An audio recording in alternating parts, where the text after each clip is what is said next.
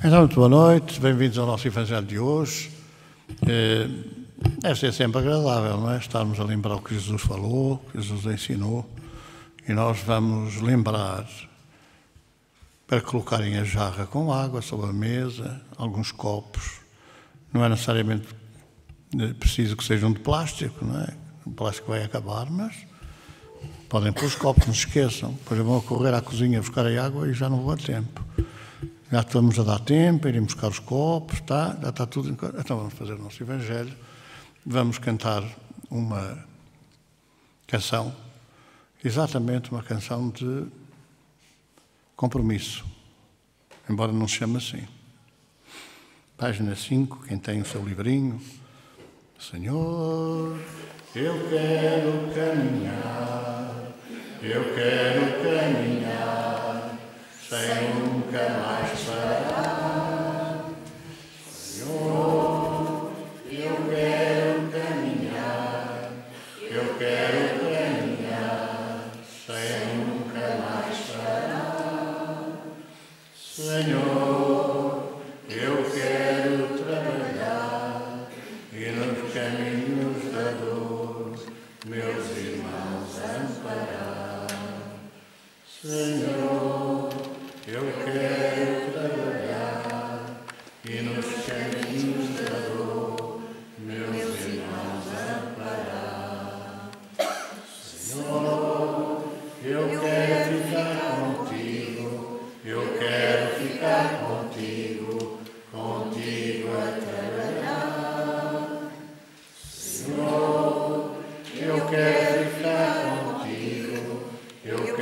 ficar contigo, contigo a trabalhar. Senhor, eu sei que és meu amigo, ajudas, ficas comigo, se os meus irmãos amar. Senhor, eu sei que és meu amigo, ajudas, ficas comigo, se os meus irmãos amar. Senhor Jesus, queremos pedir que esta noite permitas que estejam connosco os nossos familiares, queridos, aqueles que partiram, aqueles que comungam normalmente com as nossas preocupações e que nos auxiliam a caminhar. Mas também os nossos amigos que queiram estar partilhando connosco estes momentos de relembrar a Tua mensagem. Isso é necessário, Senhor. Algum irmão que esteja necessitado de auxílio, de socorro, de consolo e que possa penetrar no nosso ambiente para esse efeito. Que o nosso Evangelho de hoje possa servir-nos, possa auxiliar-nos a fortalecer a nossa fé e a angariar vibrações que nos permitam combater as nossas imperfeições, colocar a nossa vida para que possamos melhor enfrentar com mais coragem os problemas da vida. Fica connosco, Senhor, abençoa o nosso Evangelho de hoje.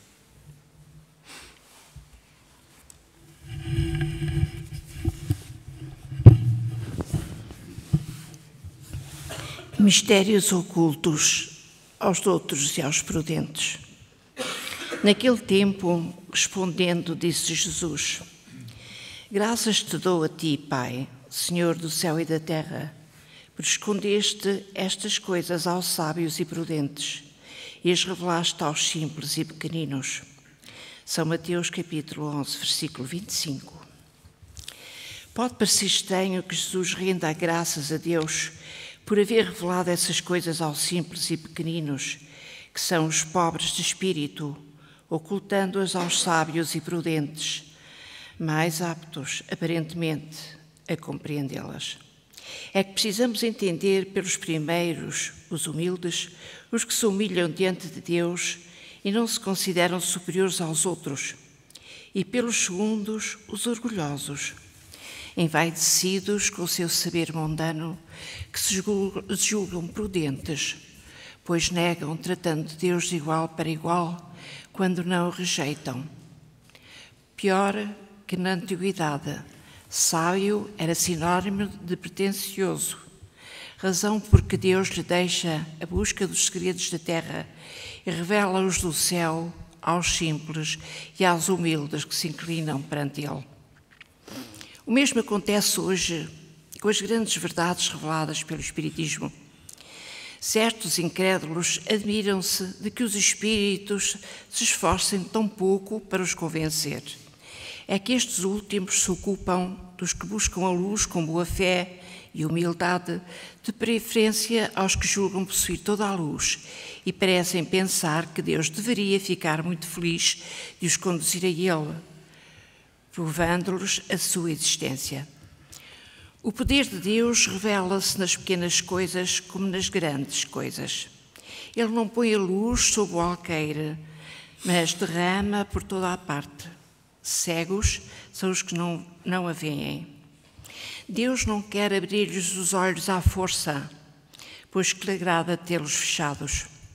Chegará a sua vez, mas antes é necessário que sintam as angústias das trevas e reconheçam Deus, e não a acaso, na mão que lhes fere o orgulho.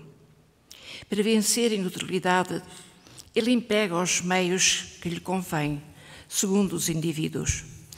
Não é o incrédulo que lhe há de prescrever o que deve fazer, ou dizer-lhe: se quiseres convencer-me, é necessário que faças desta ou daquela maneira, neste momento ou naquele momento, porque este me é conveniente. Que os incrédulos não se admirem, pois, se Deus e os espíritos, que são agentes da sua vontade, não submetem às suas exigências. Que se perguntem o que se diriam se o último dos seus servos lhes quisesse impor. Deus impõe condições, não submete a elas. Ele escuta com bondade os que lhe dirigem com humildade e não os que se julgam mais do que ele. Deus, perguntar-se-á, não poderia convencê-los por meios de prodígios evidentes, perante os quais o mais incrédulo, o mais endurecido, teria de curvar-se? Sem dúvida que poderia, mas neste caso, onde estaria o seu mérito? E demais, de que servia isso? Não os vemos diariamente recusar a evidência e até mesmo dizer: se eu visse, não acreditaria, pois sei que é impossível. Se eles recusam reconhecer a verdade, é porque o seu espírito ainda não está maduro para o compreender, nem o seu coração para o sentir. O orgulho é a venda que lhe tapa os olhos, de que lhe serve apresentar a luz a um cego. Seria preciso, pois, curar primeiro a causa do mal. Eis porque médico hábil, ele corrige primeiramente o orgulho. Não abandona os seus filhos perdidos. Ele sabe que cedo ou tarde os seus olhos se abrirão, mas quer que o façam da sua própria vontade e então, vencidos pelos tormentos da incredulidade, atirar-se-ão por si mesmo nos seus braços e, como o filho pródigo, lhe pedirão perdão. Vem uma leitura do Evangelho segundo o Espiritismo, capítulo 7, versículos 7, 8, 9 e 10. Do livro Caminhando com Jesus, psicografia de Arnaldo Costeira e Maria Teresa pelo Espírito Maria Teresa Magalhães. Procura e acharás. Naquele tempo, respondendo, disse Jesus: graças te dou a ti, Pai, Senhor do céu e da terra, porque escondeste estas coisas aos sábios e prudentes e as revelaste aos simples e pequeninos. O Evangelho segundo o Espiritismo, capítulo 7,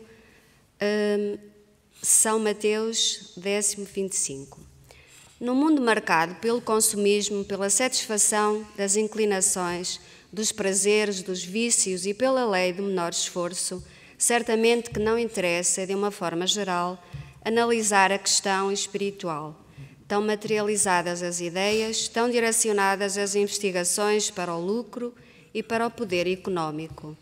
Dizer que os tempos estão chegados será uma frase feita e de pouca compreensão, pois que a frase não poderá ter a expressão imediata, pois que se tratará não do fim do mundo, mas de uma transformação profunda de hábitos e de crenças, De tal maneira se nos apresenta a revolução espiritual que está a caminho. A vida religiosa está cheia de revelações, desde a mais alta antiguidade, que foram sendo entendidas como intervenções de Deus nas vidas de todos. Mas o que é bem mais certo é que os espíritos sempre se comunicaram com aqueles que, por encarnados, não eram considerados também espíritos, estabelecendo-se uma certa confusão no entendimento das coisas. Durante um diálogo bem significativo com os apóstolos, Jesus, tendo perguntado primeiro sobre o que diziam ser ele próprio, o Filho do Homem, e de ter ouvido a informação de Pedro, o questionou sobre quem dizia ele que ele era. A resposta não oferece dúvidas, pois ao referir que sentia que era o Messias, Jesus o esclarece que tinha razão, mas que não tinha sido nem a carne nem o sangue que lhe revelara, mas sim o Pai que está nos céus. Pedro era um simples pescador, analfabeto e letrado. Mateus e Judas eram cultos, mas não haviam sentido essa informação íntima.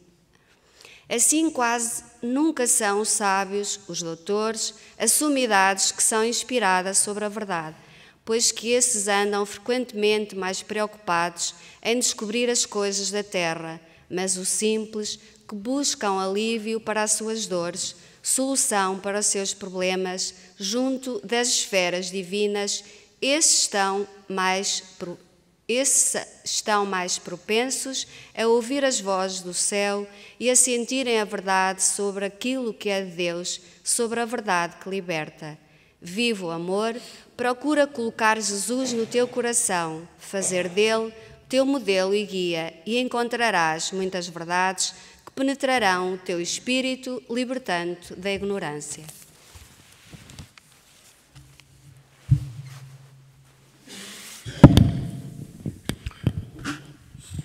Dá a impressão que, quando lemos esta passagem do Evangelho,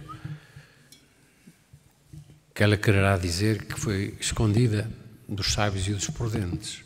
Mas o que queremos perceber com ela é que, de facto, eles, sendo convidados como todos somos, os humildes, os simples, os pobres, os ricos, todos somos convidados a tentar perceber a mensagem. Porque será então que os sábios, os doutos, a ouvem menos? Porque será que eles terão ouvidos talvez menos direcionados para as coisas de Deus, para as coisas da religião, para as coisas da moral? Sabemos, pela experiência, pela própria sociedade que nos rodeia, quem são os que mais frequentam as casas. De facto, os simples e os humildes têm ouvidos provavelmente mais limpos para ouvirem as coisas da verdade. Talvez os sábios e os prudentes e os doutos terão a sua oportunidade entretanto, mas já hoje também eles estão a ser convidados. O não ouvirem, o não quererem ouvir, é uma questão de decisão, de opção.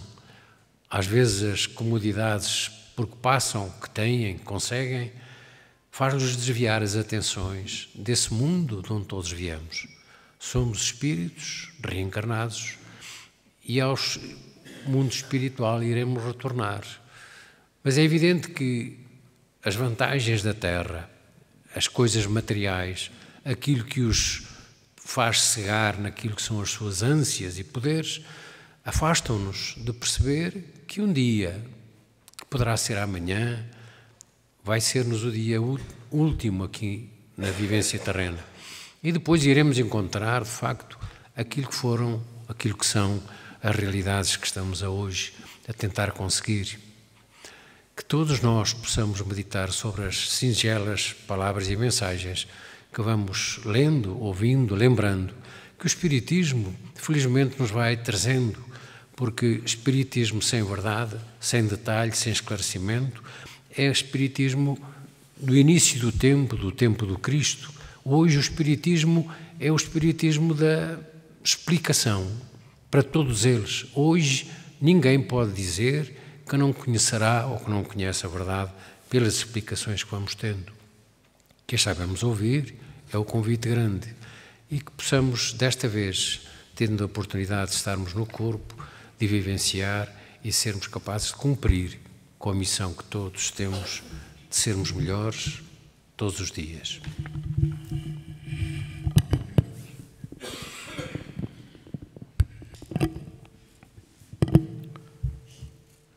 A questão de esconder aos sábios e aos poderosos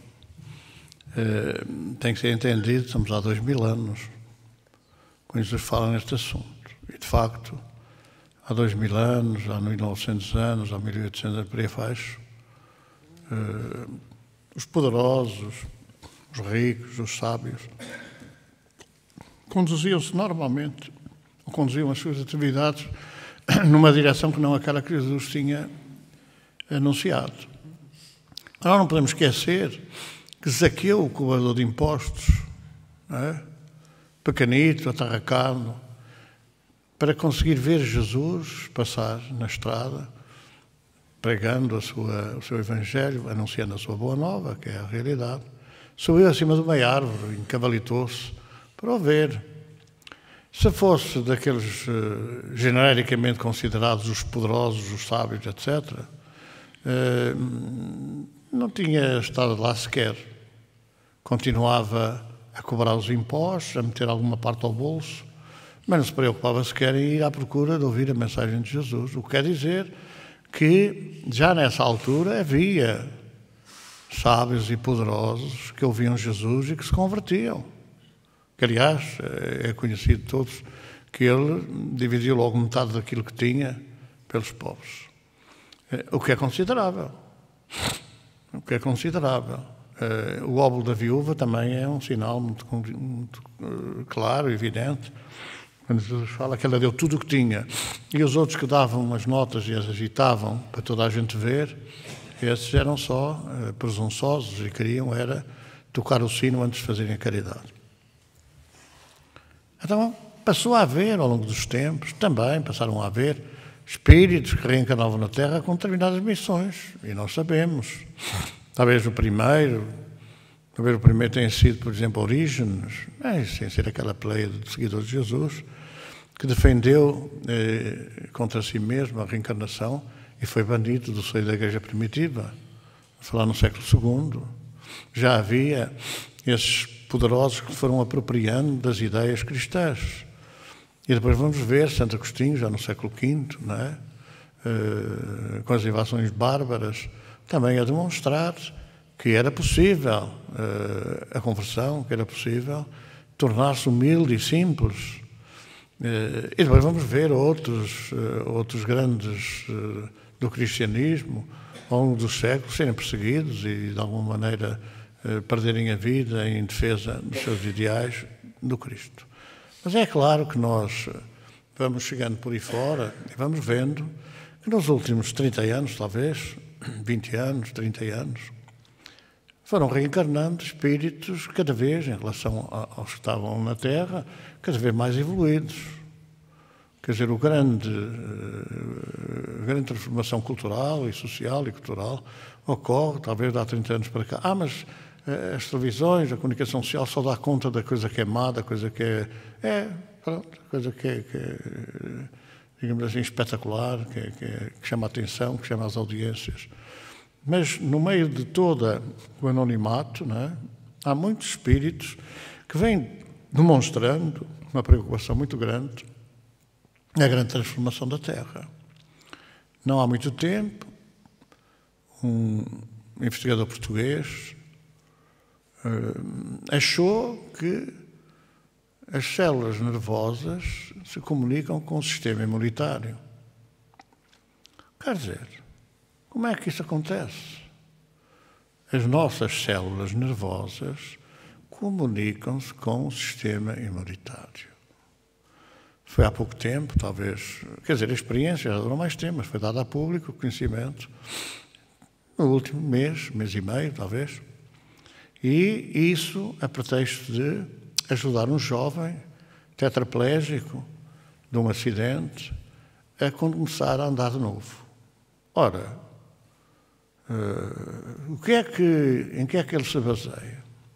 Baseia-se que o próprio indivíduo, na sua fé, na sua força interior, na sua força mental, é capaz de dar ordens ao seu próprio corpo e fazê-lo reagir. A medicina não tem recursos para isso. A paralisia total, do pescoço para baixo, não tem encontrado hoje solução nos meios médicos. Entretanto, o que é que ele considerava? Considerava que essa conversa entre os neurónios, as células nervosas, e o sistema imunitário, ou o sistema glandular, ou o sistema orgânico, todo o organismo em geral, era possível fazer através do pensamento. Quer dizer, o pensamento projetado interiormente era capaz de dar ordens ao corpo e fazer com que o corpo voltasse a trabalhar. O mesmo é dizer, com outra linguagem, que dirás este monte muda-te e o monte muda-se. A reportagem com este cientista, a reportagem mostrava já o jovem com um andarilho, não é? Com um andarilho a mexer as pernas, mexer os braços. E este, tanto quanto me apercebi, posso ter percebido mal, também não digo que não, esse andar, esse movimento era ativado por impulsos elétricos. Não é um choque elétrico que afasta os espíritos, mas por impulsos elétricos que ampliavam o sinal entre as células nervosas e o resto do organismo. Quer dizer, Jesus já ensinou isso há 2000 anos. Nós podíamos dizer para dentro, eu vou-me curar. E conseguirmos isso. Eu vou deixar de ter dores. E conseguirmos isso há 2000 anos. Jesus não podia dizer que era a ordem dada pela glândula, através da glândula pineal, para os neurónios, dos neurónios para a coluna, da coluna para os órgãos, dos órgãos para aqui, dos órgãos para lá. Não podia dizer isso porque, se já o consideraram desequilibrado, então era perseguido e era, como um atentório daquilo que era a ciência da época, era perseguido e, se calhar, morto, sem ter realmente cumprido a sua missão. O que quer dizer que há espíritos, porque nunca ninguém ouviu falar neste cientista, que era um médico veterinário, que depois começou a estudar a área da bioquímica, de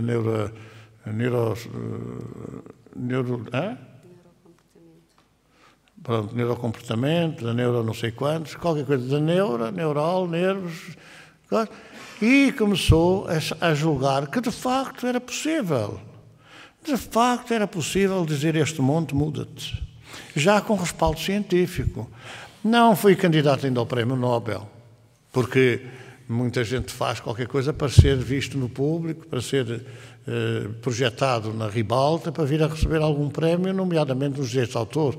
Ele veio mostrar como é que isso se conseguia. A utilização dos impulsos elétricos. Sobre quê? Como é que agem esses impulsos elétricos? Sobre as correntes eletromagnético-químicas que circulam através dos neurónios, ligando-se uns com os outros, os dendritos, etc. Ora, isto abre espaço para entender que os tempos que são chegados, não é? Como a mensagem aqui também fala, são chegados os tempos disso mesmo, da ciência ter que se vergar. E ter que se vergar através de quê? De gente humilde, que não faz alarde da sua competência, da sua genialidade, mas que trabalha no segredo, trabalha em silêncio para ajudar a humanidade a progredir. E o que está a acontecer hoje é um número muito elevado de espíritos, talvez alguns ainda em corpos jovens, não é? Talvez alguns ainda com uma dúzia de anos, talvez que não tenham chegado à 12,5, mas que vão catapultar a realidade espiritual para novos avanços, para novas luzes, que talvez abram a possibilidade, como está também pendente, num outro caso um bocadinho, digamos assim, silencioso, a descoberta da cura do cancro. O cancro mata em Portugal, por dia, 79 pessoas. Se alguém quiser entreter-se a multiplicar por 365 dias, vai ver que não andará muito longe dos 20 mil, 25 mil mortos por cancro por ano. Imaginem agora, são erros os israelitas, estão a trabalhar num medicamento que cura o cancro rapidamente. Não me perguntem qual é, que eu não sei. A notícia estourou aí. Dentro de um ano, dizem eles, que sairá o primeiro medicamento para curar o cancro. Não é para tratar o cancro, é para curar o cancro. Basta agora saber, ou é preciso saber, se ele vai dar rendimento às farmacêuticas ou não. Aos laboratórios dos medicamentos ou não.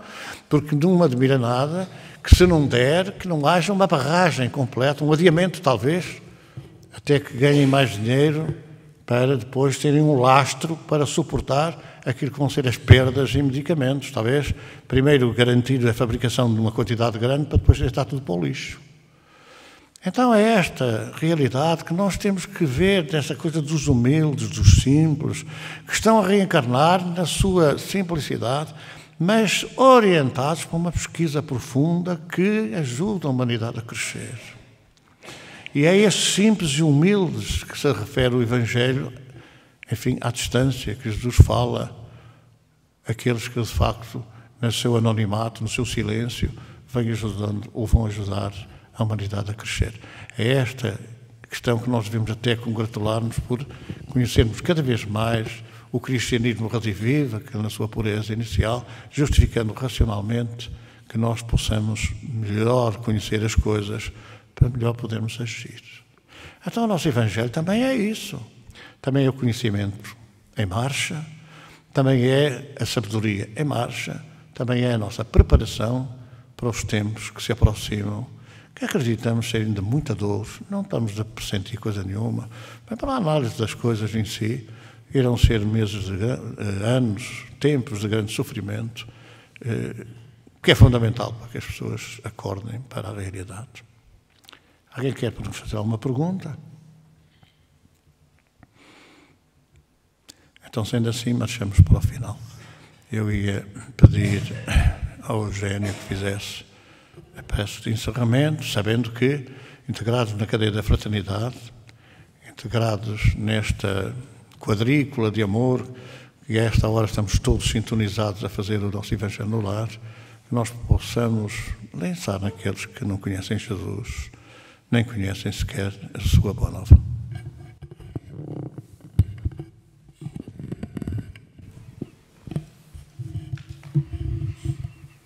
Agradecemos, Senhor. Agradecemos estes momentos em que, lembrando a tua doutrina, podemos de alguma maneira perceber a profundidade que ela representa para as nossas vidas. Não queríamos deixar de lembrar todos aqueles que estão longe de a conhecer, Senhor. Todos aqueles que precisam neste momento, talvez, deste pensamento de paz, desta lembrança interior nossa, que será aproveitada pelos bons amigos espirituais, lançando sobre essas mentes, sobre esses nossos irmãos e irmãs, a possibilidade de eles se recordarem que, sendo todos irmãos, temos que saber calcorrear o caminho, pela via mais difícil, certamente, mas pela via mais certa.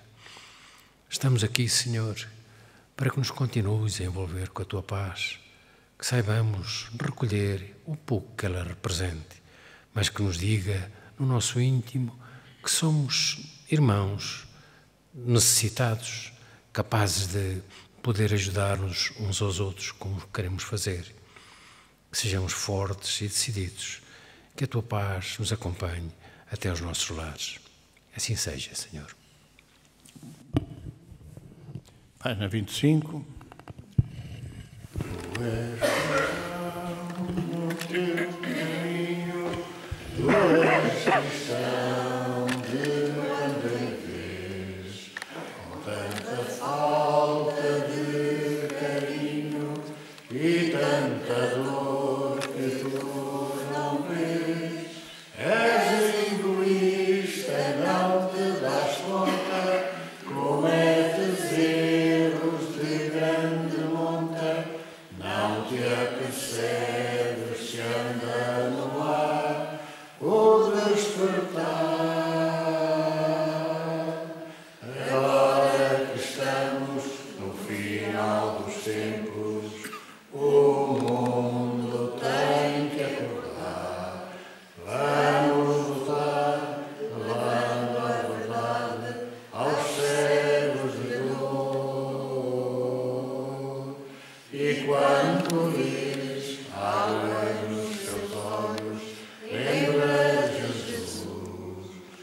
somos ceareiros deste grande espaço carente de luz.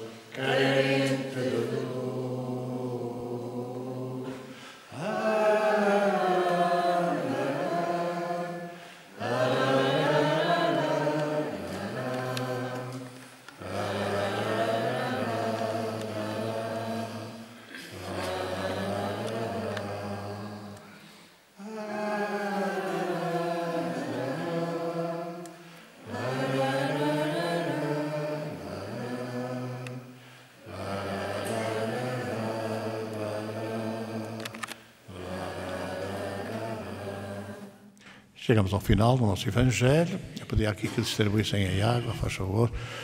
2 pessoas, uma de cada lado. Mas vamos despedir de vocês todos. Até à próxima semana, se Deus quiser. Muita paz. Que Jesus continue a abençoar os vossos lares. E muito boa noite a todos. Até para a semana, se Deus quiser.